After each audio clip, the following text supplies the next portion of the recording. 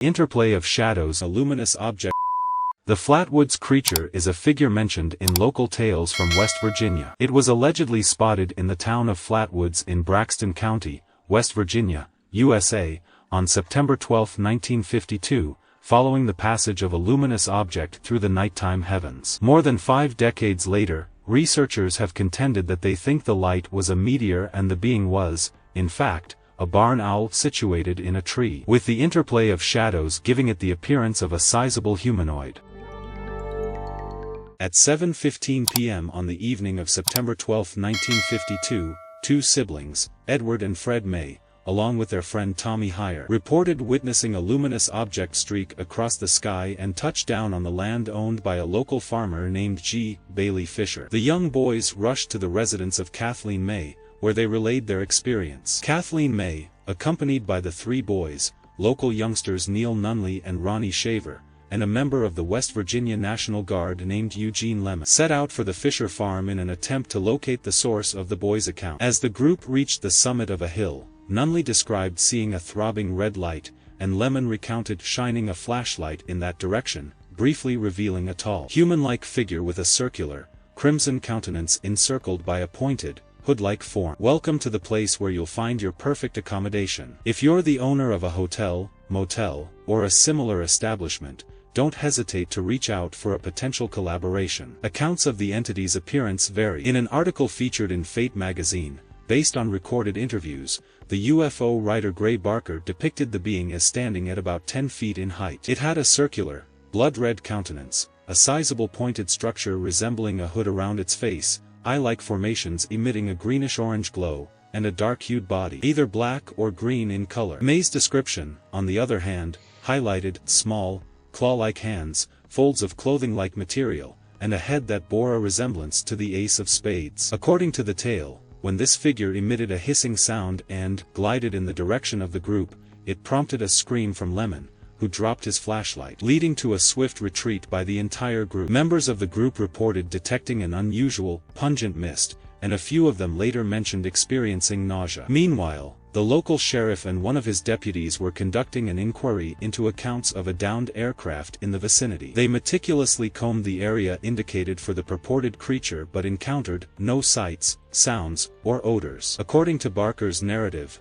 the following day, A. Lee Stewart Jr. of the Braxton Democrat alleged to have come across skid marks within the field, along with a peculiar, adhesive residue. Subsequently, UFO enthusiast communities associated these findings with possible indications of a saucer landing. As per the accounts of Holt Byrne, a former news editor, newspaper reports spread across the nation, radio broadcasts aired on major networks, and the phone lines were inundated with calls from every corner of the country. This story received a notable ranking of number 11 for the year from National Press Services. A clergyman hailing from Brooklyn made a visit to inquire with the May family. Additionally, a dedicated reporter from a Pittsburgh newspaper was dispatched to the scene. The investigation also attracted the interest of UFO and Fortean authors such as Gray Barker and Ivan T. Sanderson.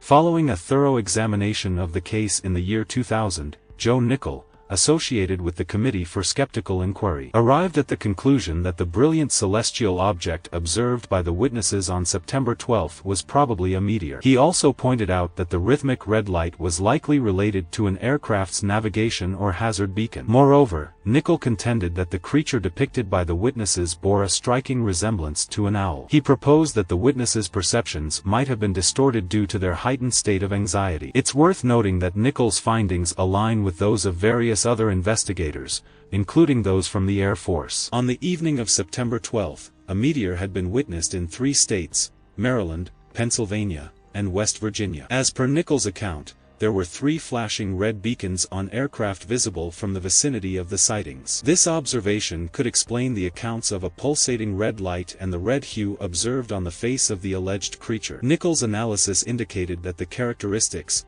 movements, and sounds described by the witnesses aligned with the profile, flight pattern, and vocalizations of a startled barn owl perched on a tree branch. This led researchers to speculate that the presence of foliage beneath the owl may have contributed to the optical illusion, particularly regarding the lower portions of the creature that some described as resembling a pleated green skirt. Furthermore, researchers concluded that the witnesses' inconsistent accounts regarding whether the creature possessed arms, coupled with May's description of small claw-like hands that were outstretched in front of it, were also in harmony with the depiction of a barn owl gripping a tree branch with its talons. As per skeptic Ryan Haupt, it's noteworthy that a local resident named Max Lockard openly acknowledged driving around the area in his Chevy truck with the hope of catching a glimpse of something unusual. Nevertheless, paranormal investigators ultimately attributed the tracks, oily residue, and fragments of a rubbery substance to the creature, rather than the vehicle. Haupt goes on to clarify that the nausea mentioned by some of the witnesses could be interpreted as a manifestation consistent with heightened anxiety and excessive exertion.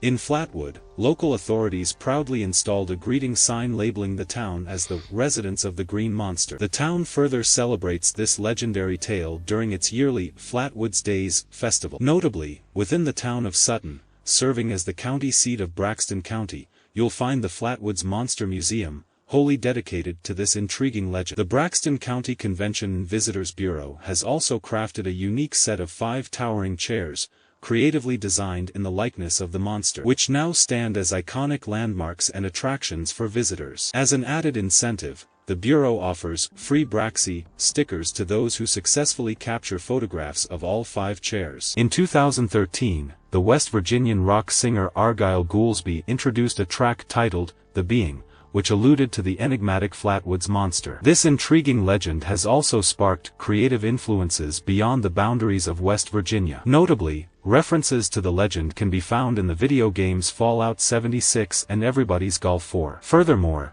the creature became the focal point of a documentary in 2018, titled The Flatwoods Monster: A Legacy of Fear, produced by Small Town Monsters, an independent production company specializing in documenting unusual occurrences across the United States. On the television front, an episode from the 2019 History Channel series Project Blue Book, titled The Flatwoods Monster, drew inspiration from the Flatwoods incident.